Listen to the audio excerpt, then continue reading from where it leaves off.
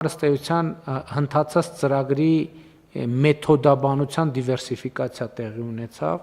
եւ մենք նաեւ հաշվի առնելով մասնավոր ոլորտի կարողությունները, որտեվ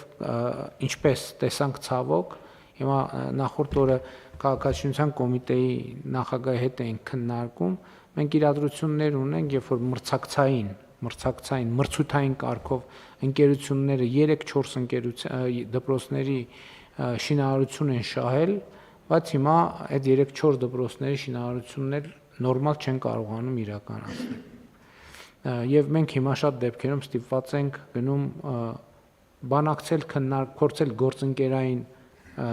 լուծել պայմանագիրը, այնտեղ որտեղ չի ստացվում ուղղակի միակողմանիորեն լուծում պայմանագիրը, բայց մյուս կողմից մենք դպրոցների ֆիզիկական ենթակառուցվածքի պահպանման եւ ստեղծման process չենք կարող կանգնեցնել, սպասել լավագույն պայմանների եւ ժամանակների, եւ մենք հիմա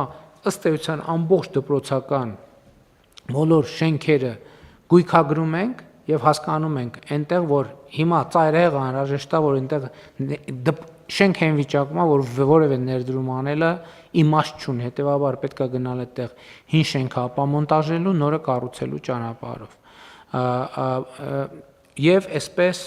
բան ենք անում, դասակարգում ենք, որտեղ ենթադրենք կարող ենք հիմա նորոգել, որպեսզի եւս 5 տարի, 7 տարի, չգիտեմ, 10 տարի դպրոցը ծառայի, միջև ամենավատ վիճակում գտնվողներով կառուցելով կգանք, կհասնենք, բայց մեր վերջնական նպատակն է նա, որ ըստ էության 10 տարվա կտրվածքով մեր լավագույն նպատակն է նա, որ այսօր գոյություն ունեցող հին դպրոցների, բոլոր հին դպրոցների փոխարեն պետք է մենք ունենանք նոր դպրոցներ,